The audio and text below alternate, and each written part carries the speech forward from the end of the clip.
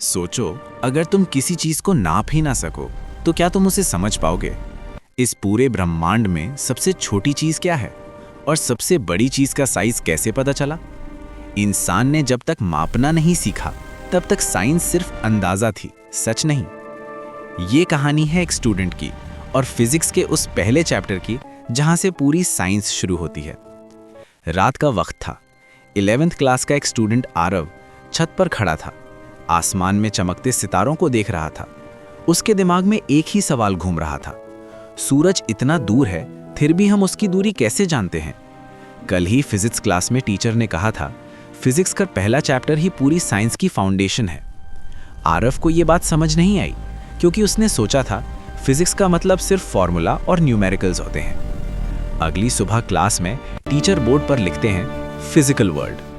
Teacher कहते हैं physical world का मतलब है वो सब कुछ जो एग्जिस्ट करता है, जो हम देख सकते हैं, महसूस कर सकते हैं, चाहे वो एक एटम हो या फिर पूरी एक गैलेक्सी।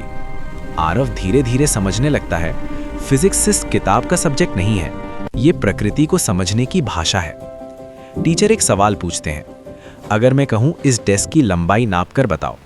सब स्टूडेंट्स स्केल निकाल लेते हैं। कोई बोलता है 120 सेंटीमीटर, कोई बोलता है 118 सेंटीमीटर, कोई 121 सेंटीमीटर।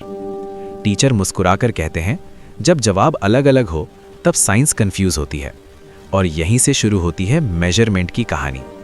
टीचर बोलते हैं इंसान ने तब प्रोग्रेस की जब उसने कहा सबके लिए सेम यूनिट, सबके लिए सेम स्टैंडर्ड। इसीलिए बना मीटर, किलोग्राम और सेकंड। सिर्फ 3 बुनियादी चीजें, लेंथ, मास और टाइम। टीचर कहते हैं पूरा ब्रह्मांड इन 3 चीजों से समझा जा सकता है। आरव हैरान हो जाता है, इतनी बड़ी यूनिवर्स और सिर्फ 3 क्वांटिटीज। टीचर आगे कहते हैं जब हम सही मेजरमेंट करते हैं तभी साइंस पावरफुल बनती है। एक छोटी सी गलती रॉकेट को मार्स के बजाय स्पेस में भटका सकती है।